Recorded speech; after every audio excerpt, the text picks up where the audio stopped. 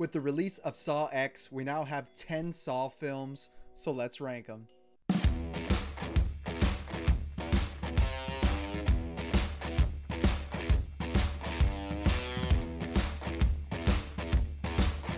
Hey guys, welcome back to the channel. Hope you're having a good one today. I'm the Movie Ranker, and today I'm going to be ranking all 10 Saw films from worst to best, including the brand new Saw X.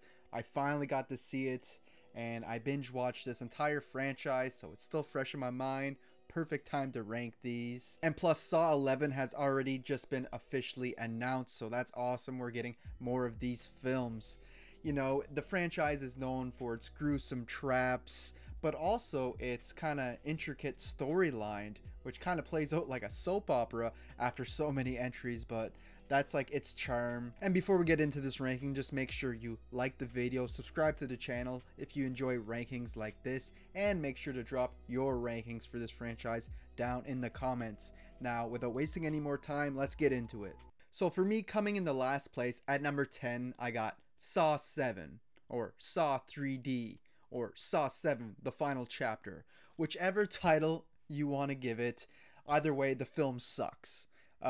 It's boring, it's gross, it kind of annoys the hell out of me, the way everybody is screaming at the top of their lungs throughout this entire film, especially in the traps.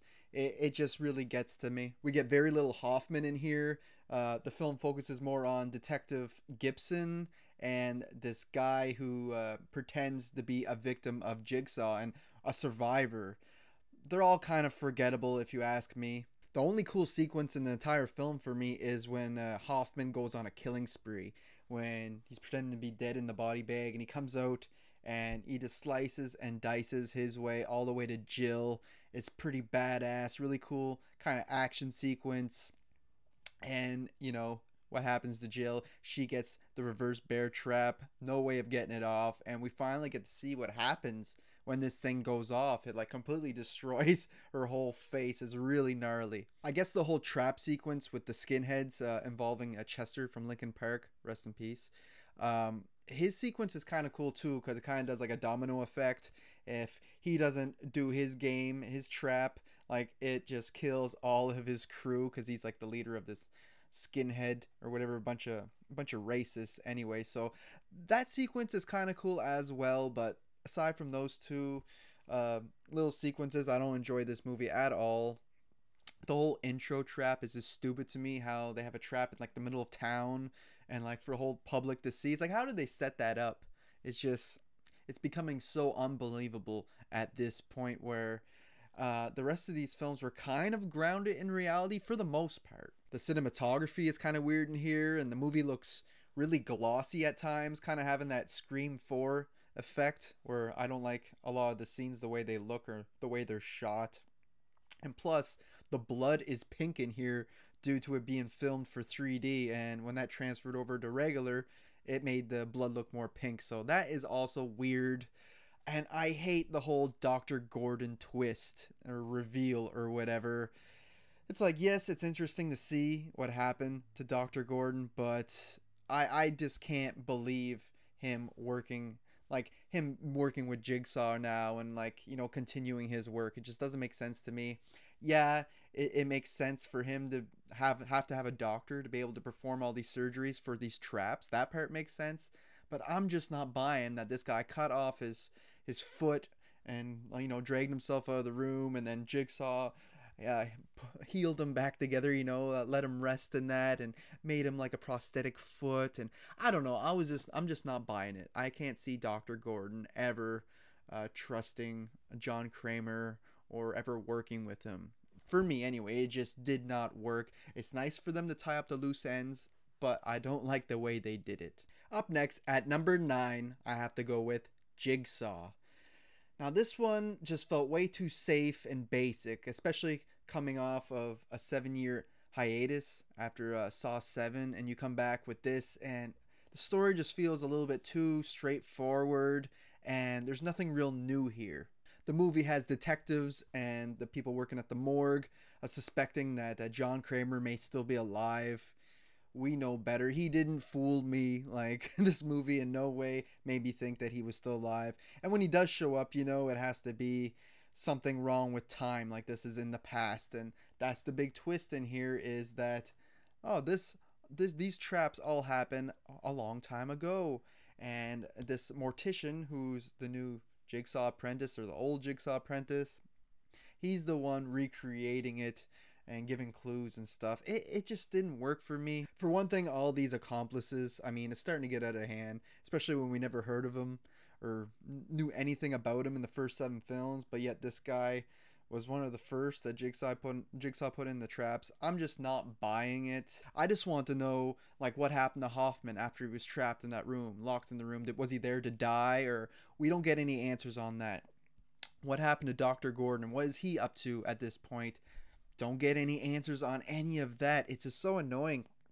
The movie doesn't answer any of the questions that I have, and yet it doesn't add anything significant to the main story either. Like, it doesn't add anything new or answer anything that I wanted to know. I mean, our main game with the trap and our victims is decent enough, but yeah, like I said, it just feels too basic, a little too straightforward. It got a slick production and is completely watchable, but at the same time, it just feels pointless in this franchise. Up next, at number 8, I gotta give it to Spiral from the Book of Saw. Now, I appreciate that this one tried to do its own thing, try to be a little bit more unique, stand out among the franchise. It just wasn't as bland as Jigsaw. We get a copycat killer who's targeting dirty cops, which happens to be basically the whole Metro Police Department, which is real interesting. We do get a stupid line from Chris Rock's character Zeke, though, that says, Jigsaw never targeted cops. I'm pretty sure it's Zeke that said that, but it's like, yeah, he targeted cops before a couple of times. This is not his first time. He never targeted a complete police department, though. That's something new. Chris Rock does a decent job in the role. Don't get me wrong. I just really don't like his character Zeke.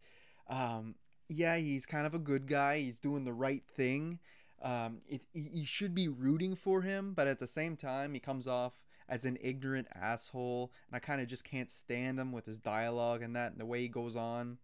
And plus, there's a bunch of like stand-up routine jokes sprinkled in throughout this movie with his dialogue, and none of them land for me. They're kind of eye-rolling, so not a fan of Zeke. I really did not like the killer reveal in this one.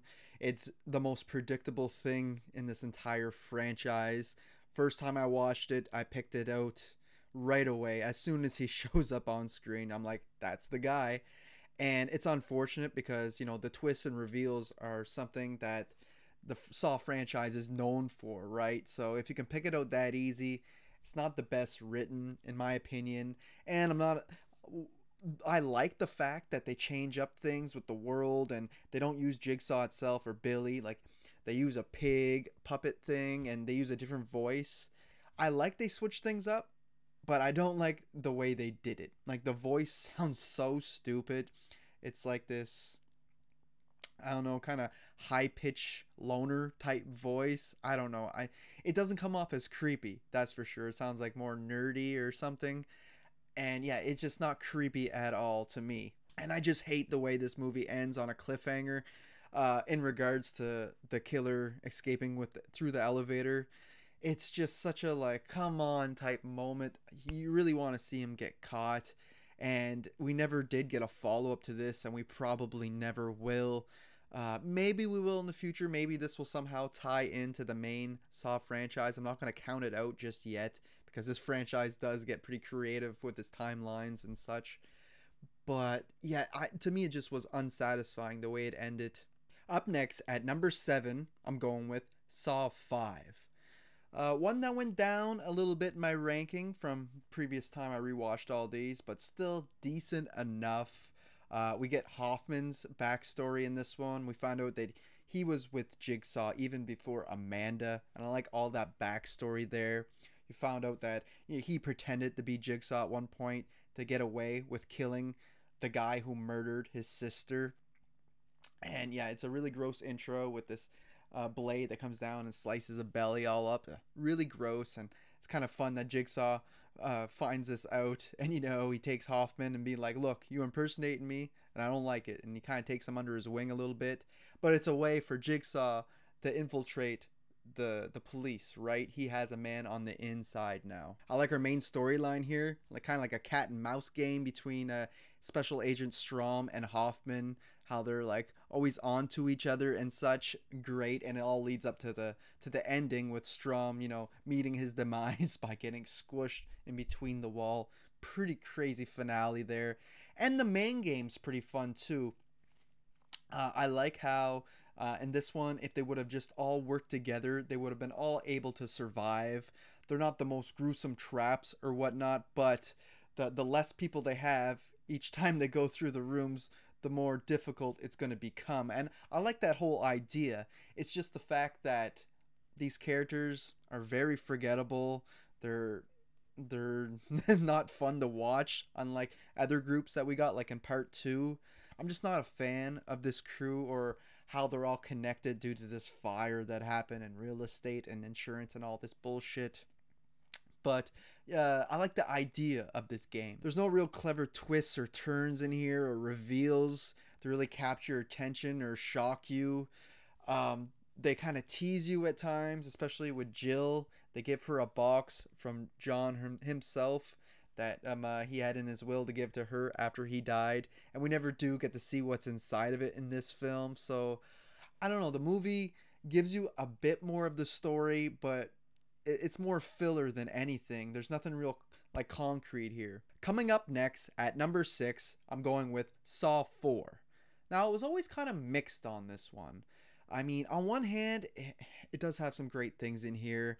Like, we get more backstory on John Kramer through flashbacks. We learn more about Jigsaw himself, learn about his love life with Jill, the accident that happened, the how he lost his child, how he got like depressed and everything, leading all the way up to his first traps and victims. All really cool stuff and some of the more interesting things to this film. I like that how in the main game in this one, all the people being trapped are all despicable and just very bad people. They're terrible. So you don't mind them getting tortured as much as, say, your regular Joe. This is the 4th film, and it's really cool. Like, the twist in this one is that it plays out at the exact same time as part 3, and I thought that was really clever. I just always found the story to be way too convoluted in this one. It makes it real hard to remember what's going on in this film after the fact, after you watch it when you're doing rankings like this. There's just so much going on. We get flashbacks from Jill, from John Kramer, from Rigg, from Hoffman. We got Jill being interrogated. We got new FBI agents on the scene. We got Rigg going through all these traps. We got Hoffman doing his things on the side. There's so much going on that, you know, it's just hard to remember after you watch it. And I just think the lesson being learned here is just not that good. And I just think that the lesson being learned here is a little odd. Like, Rigg was a good police officer. He just I get that he would like rush through doors without checking to see if it was safe. He didn't care as much for his life. He cared more about his fellow teammates, his workmates. Cared more about their lives and the job. He should have been spending more time with his wife. All that stuff. But I mean, is that enough to kidnap this guy or whatever and force him in these in he's not really doing the traps this time. He's watching the traps, and he gets the say if the guy lives or dies. He's basically becoming the executioner in this one, Officer Rigg. But I can understand they mentioned that maybe that Jigsaw wanted to recruit him, but I can't see Jigsaw trying to recruit this guy. I can never see this guy joining him. He's just too good of a cop. He's not a dirty cop. I mean, Hoffman was a very predictable accomplice in here. I don't know if it was supposed to be this big mystery. It's kind of built up like one, but there's enough clues there to figure it out. But really, I hated what they did with Detective Hoffman in this one. You know, he was so great in part 2, and I was really interested to see where his character was going to go, what they were going to do with him. And I just hate him hanging there for the whole movie on this ice block. It's dumb. I know it all leads up to Rigg. If he wouldn't rush through the door, it wouldn't kill them all. But still, I mean, I just hate what they did with Hoffman. I always did from the first time I watched this movie. It just leaves a sour taste in my mouth how they treated him. He's basically just on the ice block ready to die. So, yeah, not a fan of that. Not the best movie. It does have great things in it, but it has other things I really don't like. Coming up next at number 5, I got Saw 3. Now, this is one that I enjoy a lot more nowadays than what I did in the past. For some reason, this one never really worked for me before, but on this watch, I enjoyed it quite a bit. And I love the Amanda parts in this film. That's the big standout for me. She's a star here. She's so unhinged. And, you know, I love seeing her bond with John. And John being on his deathbed, of course. He makes this Amanda's final test, her final game. And she's unaware of that. And, of course, she fails by the end. And if she didn't, like murdering so much, and if she would have passed this test, she would have been the most likely candidate to continue John's work after he dies. But yeah, that doesn't work out for her. I also love Detective Carey. I just wish we would have got more of her in this film. She goes too soon. She should have never been forced into that game. It doesn't make sense to me. Yeah, she wasn't really living her life to the fullest. Her life was her job. But is that something that deserves... Is that bad of a thing that you should be put in a trap? Like, you know, she was a really nice person. She wasn't flawed or evil like most of these people in these movies. So, justice for Carrie. I just always found it stupid how she gets kidnapped. She's at her home, like, watching Jigsaw tapes on her TV, like, looking for clues and that. And out of nowhere, it cuts to a live feed of her, and there's a camera in her closet. I'm like, how does the TV cut to a live feed like that when you're watching a VHS tape? That just never made sense to me. But okay, that's just like a little nitpick or a little plot hole I should ignore. But yeah, it's interesting to see all these unwinnable games that Amanda's doing at the start. Carrie being in one of them where you know, her rib cage is attached to this metal and it's gonna hollow out her ribs if she doesn't get the key, which is in acid. Like, a bonkers game to begin with, but yet she does get the key, unlock it, and it still does nothing because Amanda made them unwinnable. Just like that other game with the dude with all the hooks and the chains in him, and he has to haul them out. But yet the door was already sealed shut, so there was no way of him getting out either way. He would have died either way. So, and that's cool that was All That Remains music video for the song This Calling. Cool little thing there. I remember when that came out. And I think our main game here is pretty interesting as well, involving Jeff, a guy who just is grieving. He can't move on with life, and he can't forgive after he lost his child in a car accident. He can't forgive anybody that was involved, and you know, he is just not moving on with his life, which is causing his whole family to fall apart, and his daughter's not really getting a really good childhood because of it. While I like the idea of these traps and the way they're set up, it's something different that we didn't really see too much in these other movies. The way this one is, the concept for it anyway, the way it's set up. But the way Jeff moves, he's so damn slow. It just annoys the hell out of me every time I watch this. And I think they could have wrote this one a bit different. The way he goes in each room, he basically does the exact same thing. He goes in, finds out what to do. He doesn't forgive the person at first, and he's like, you should die, you deserve it. And then last second, he changes his mind and tries to save them. Which, you know, sometimes it works, sometimes it doesn't. But I think it should have played out a bit differently. I think the first room, he should have never tried helping them at all. And slowly throughout the rooms, come to his senses and start to forgive, you know. And by the end, he would meet the guy who was responsible for his kid's death and still have that grudge against him, but slowly come around to forgiving him, which he eventually does anyway. It just, I don't like how every room kind of the same thing happens, where he doesn't want to help them, and he'll eventually try at the very end, where that should have been written a bit differently. That just may be me, but yeah. But the last trap is pretty intense. The rack, they call it, where like friggin' turns your body all like the opposite direction, snapping your bones and stuff. Very intense, very painful. One of the harder traps to watch for sure, but definitely very clever and inventive. Plus, the whole other side of the story involving Lynn is great as well.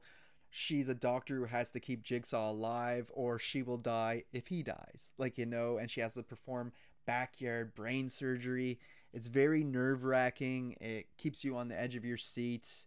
And yeah, I like that this movie gives us a bunch of different things, right? We got the main traps, we got the stuff before the trap involving Detective Carey and all that.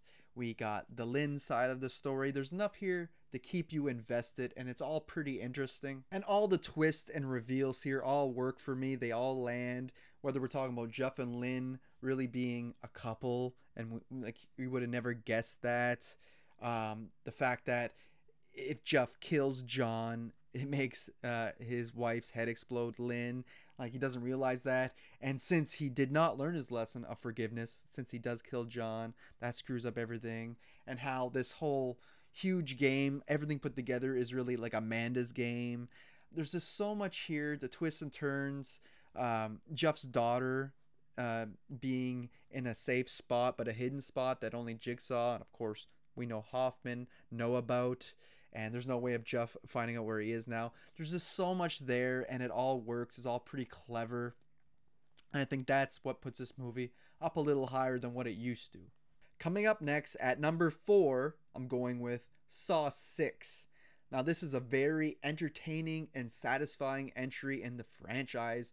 Very watchable. This has some of the best set of traps. I especially love the shotgun carousel. That's definitely a standout. One of my favorite in the entire franchise.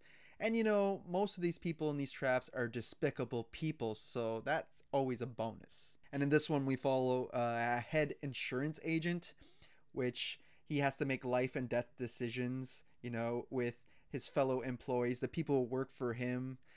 That's real interesting because that's basically his job in real life, is to make these life and death decisions when he approves or declines people for their health insurance. So I like how all that ties together. I like the whole twist involving the mother and son. You figure that that's the insurance guy's family, but no, their family members, their father was the guy that insurance guy killed because he declined his health insurance.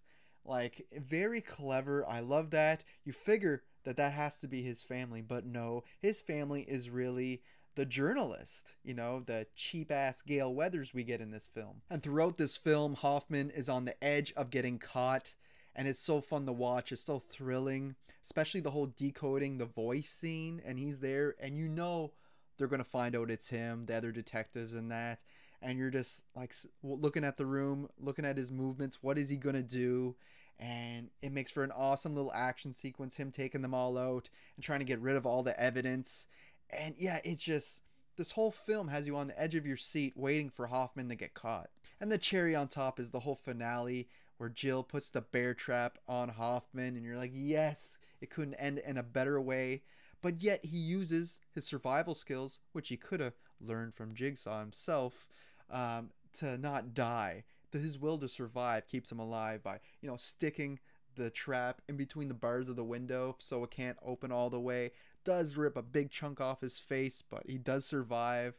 And it just makes for a really epic conclusion and really makes you want to watch the next film, which is what a good sequel does. I must say, though, the whole intro trap, it looks cool. They have to cut off body parts and fill up the scale, and whoever has more weight on their scale by the end of the time gets to survive, gets to leave the room.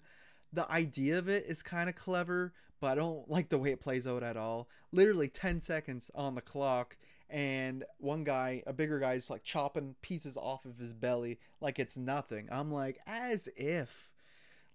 It just happens so quickly that I'm like, this is so unrealistic. These people will be bleeding out before they even get to escape from the room. And you have to shove their skin and stuff down this pipe to go on the scale. It's like, I'd be pissing in there, or chopping up my shoe, or shitting in there, or doing something to fill up the scale before I'll be chopping off my belly or my arm. To me, that was just a bit too over the top and a bit too ridiculous, just trying to be gross to be gross. But aside from that one scene, I really do enjoy this movie a hell of a lot. Overall, I find this one of the easiest films to watch in the franchise, and I always really enjoyed this one. Reaching our top 3, at number 3, I'm going with the brand new Saw X. Now, I just watched this film for the first time, so Maybe over time it will go down in my ranking, but as of now, this is reaching my top three. It's that good. Really surprised me.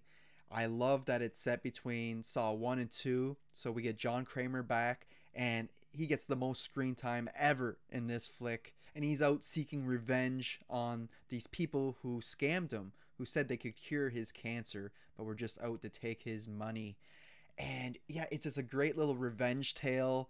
Kind of makes John Kramer an anti hero this time around, which is cool to watch because the people in the traps are definitely evil, bad people. It's definitely the most character driven out of all these movies. We get some great moments with John Kramer himself, and it feels very personal to the character. The structure, too, of the story is much more straightforward than a lot of these movies. We're not dealing with tons of flashbacks or nothing like that. It's pretty linear, and yeah, it just takes place before the second movie, but still, it's very easy to follow. The traps are some of the most extreme in the entire franchise. Like, holy shit, I wasn't expecting that. Like, we get people chopping off their legs and have to suck out the bone marrow with like a vacuum. Man, like, very intense stuff. Like, people getting their eyeballs sucked out. It's intense. Maybe it's because it's more personal this time around because they screwed John personally. So perhaps that's why they really intensified these traps, but they definitely go for it. I mean, one dude literally has to remove parts of his brain and put in this thing to survive. It's like, I don't even know if these people will become better people for doing these traps, unlike these other movies, because will they even be able to function with big chunks of his brain missing? Like, it goes pretty far in this one. I love getting Amanda back as well. Just wish we got a little more of her in here. And she has a friggin' ridiculous haircut, though. I understand she had shorter hair like that in the past films, but the way they do it this time, it just looks really bad. Like, I don't know if it was a wig or what, but it just did not look good at all. Amanda's worst look for sure. There's something about horror films that every once in a while, if it's a franchise, they're going to have a bad hair day. Whether we're talking Halloween H2O or this or Scream 3 with Gale Weathers, it happens. I didn't really see any of the twists or reveals coming, but I don't think they all land it necessarily. I don't want to go into spoilers because this is a fairly new film, but let's just say they didn't all work for me. But I didn't see any of them coming and they weren't predictable, so I'll give them that. I just wish that the whole scam involving like the cancer thing that was kept more secret, because it's like in the description of the movie now when you just type in the movie, and it's kind of in the trailers and that. So if that would have been kept more of a secret, I think this would have been an even bigger shocker and surprise, but it was still great nonetheless. It was really just a great return to form for the franchise, and it just gets me really excited to see what Saw 11 or X1 has to offer. Reaching my top two now, these two are basically tied for first place. It was very, very hard to choose which one I prefer. But this time around, at number two, I gave it to the original Saw. Now, this was always my favorite. This is the first time I put it in second place, but that's the way I felt on this rewatch.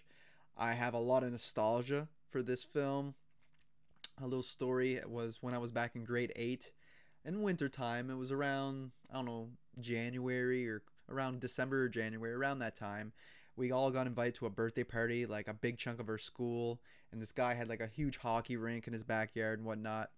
And later that night, we all went inside and watched Saw. They rented it, and it just came out, so this was in 2004. And I never knew anything about the film, and it just kind of blew me away. That huge twist ending. I mean, like, everybody was going crazy, and we were all very young, like 12 years old or so, 12, 13. And we were all cheering in that ending when, you know, John Kramer stands up, the big twist at the end. And it's definitely one of the bigger what the fuck moments in cinema history. But I just remember at the time where I was. So this movie is very special to me in that aspect. And the film is just extremely well made for James Wan, for his being his debut film, and for not really having a budget at all and very short time to film. He did a friggin' fantastic job. You know, spawned a whole franchise out of it, which James Wan is so good at doing. And most of this film takes place in a bathroom, which is two dudes telling stories and flashbacks about themselves. And the movie works off of that. It's incredible the world that they built with just what little they had here. I mean, the story can seem a bit unorthodox with the way it plays out, a bit confusing at first, you know, jumping from past to present and everything coming together. But in the end, it's not too confusing to understand. Even as a younger child, I could understand what was going on in this film. But it's not your regular story structure, that's for sure. And for some reason, I always forget that Danny Glover is in this flick. Like, I mean, the guy is always a detective or a cop. There's so many movies from the late 80s, early 90s, you know, and this is no exception. Even in 2004, he was still playing that type of character, and he does a great job in here. The traps are all pretty gruesome, but not too much. They're still very much watchable, and they don't go into the too gross of territory like the later sequels do. We got the really creative bear trap, reverse bear trap in here, which is, you know, probably the most iconic trap of all. I always liked like the barbed wire room and all that. So some pretty cool, visually stunning traps in here for, like I said, giving the budget and everything. And just the whole world that was created from this film with, you know, Billy the Puppet, Jigsaw himself and his traps and his videos and the whole message behind it all, you know, don't take life for granted, cherish life. It's just all really clever, great world building, and you know, it's so easy to see how this could spawn so many franchises because it was just very clever in its writing. But for me, coming into first place, I'm going with Saw 2 this time around. This movie just checks all the boxes for a perfect Saw film. It literally does everything right. It's bigger, it's more crazy. Yeah, I love the location, the setting of this like Nerf gas house, and how we get a group of people instead of just one or two. Amanda being one of them, which is real interesting, seeing how she was already a survivor in the first film. And it's not all these puzzles and rooms that they have to go through, but also the fact that they're poisoned and, you know, they're vomiting and they only have so much time to live. So it makes it a much more urgent type story. We get a bit more John Kramer in here and his speeches on survival, while he's toying with Detective Matthews. And Matthews is the reason how everybody's connected within the Nerf gas house, and his son being in there. And he's a dirty cop who put everybody in jail that's in that house at one time or another. He put them all in jail using, you know, dirty cop techniques like planting evidence and doing different things like that, you know, wrongly accusing people. The movie just feels dirty and grimy, but without being overly gruesome or gross to the point where it's just sickening, you know? And I love the cinematography. You get some great greens in here on the walls. Like a lot of the rooms are green or off yellowish in that, and it just looks fantastic. A lot of these films have it, but I found part 2 stuck out the most for me personally. We get some really cool traps in here. The whole intro is kind of cool with the death mask, you know, the mask with the spikes and that. We get the needle pit. That's the standout in here, I'd say. And oof, it's so hard to watch when Amanda gets shoved down in there and she has the needle sticking all out of her. Hard to watch. But yeah, really clever trap. Also the one where the girl puts her hands up into like the Chinese trap with the blades and she can't take them out. Very stupid of her to go in there without investigating right away. But yeah, ugh, that slicing up her arms. Very, very gross, but cool at the same time. And I think when the SWAT is going into the building after Jigsaw at the start, it's just so cool how they get like booby trapped themselves on the stairs. This thing comes out and hits them in the legs and everything. Very cool. I wanted more of that. Because that was really awesome. I could use like another 20-30 minutes of this film of just the SWAT going around and being home alone booby trapped by Jigsaw trying to make their way to him. That could be almost a movie in itself right there. Again, we get multiple twists in here, and this time every single one of them land. They're so good and so clever. Whether we're talking about the footage on the TVs where the traps are being played, how that wasn't live footage, it was all pre-recorded. Love that. How Detective Matthews' son was in a safe place, literally in a safe, and he would have been safe by the end of the film if, you know, Matthews wouldn't have went on crazy. He would have been able to see his son again. How Amanda was really an accomplice and working with Jigsaw is really cool. You don't really see it the first time you watch this. And the fact that this house leads down to the bathroom in the first film. When they arrive in that room at the very end, you're just like jaw dropping. Just so clever, so fun. This is a thrill ride from start to finish. The movie is so fast paced that it just flies by. It's incredibly entertaining, and that's the reason why I put it in first place in my ranking. So there you have it, guys. There's my ranking of all 10 Saw films. I hope you enjoyed it. Can't wait for the new one to come out next September 27th. I believe is the date that they officially announced, but that's subject to change. Like I said, drop your rankings down below in the comments section. We'll have a great discussion. Interested to see how you rank it, because this is one of those franchises where everybody's different. They kind of have this franchise all over the place. You can follow me on Letterboxd and Instagram. Links to those are always in the description of my video. Make sure you like this video and subscribe to the channel if you enjoyed it. Until next time, guys, thanks for watching.